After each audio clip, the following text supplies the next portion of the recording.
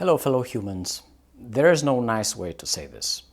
Rich countries, also known as the Global North, have stolen and are still stealing from poor countries, also known as the Global South, enormous amounts of wealth. Since 1960 to 2018, this theft totals about $62 trillion, or 152 trillion if we consider lost growth. This data comes from a paper published by Hickel, Sullivan, and Zumkawala in March 2021. Link in the description. The researchers have tried several alternative methods for comparison. They quantified unequal exchange in terms of wage differentials instead of exchange rate differentials, and reported drain in the global average prices as well as northern prices. Regardless of the method, the intensity of exploitation and the scale of unequal exchange increased significantly during the structural adjustment period imposed by the IMF and the World Bank in the 1980s and the 1990s. The drain from the South remains a significant feature of the world economy in the post-colonial era. Rich countries continue to rely on imperial forms of appropriation to sustain their high levels of income and consumption. Okay, let us translate this into layman terms.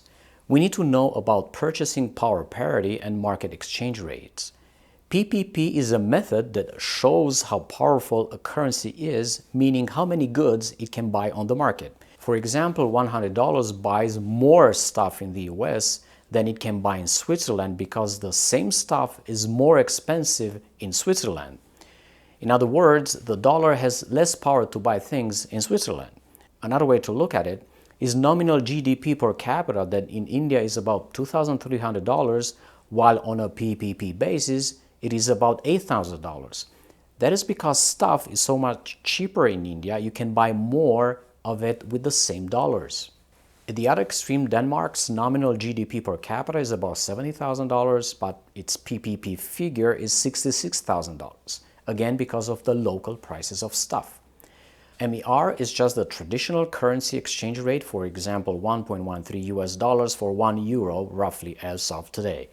In order to understand how much wealth is flowing between the North and the South, we need to look at both values. Dividing PPP by MER gives what is called the Exchange Rate Deviation Index, or ERDI. This ERDI is a better apples-to-apples measurement of the value of stuff extracted from the South by the North. If we use this index, we see that in 2017, $2.2 trillion moved from the South to the North. This was equivalent to the quantity of northern commodities that one could buy in that year with $2.2 trillion. This is enough to end extreme poverty 15 times over. At the same time, for the North, this represents $2.2 trillion in savings, which can be invested in technological development, military power, etc., while maintaining high standards of consumption levels. Aggregate value transfer from 1960 to 2017 sums to a total of $62 trillion.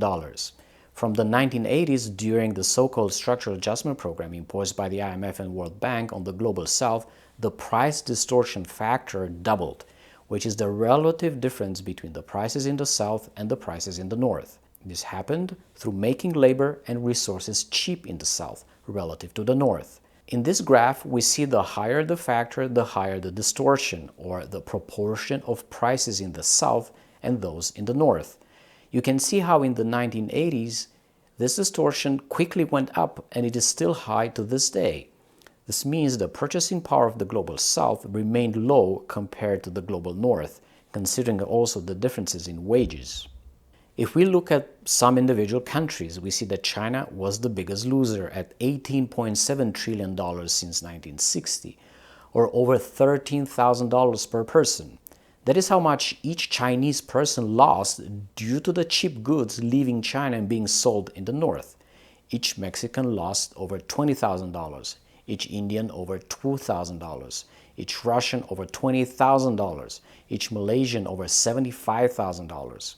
At the opposite end, we have the winners, each American winning over $56,000, each Japanese over $94,000, each German over $69,000, each Dutch over $257,000, to an average of over $65,000 per citizen in the rich global North.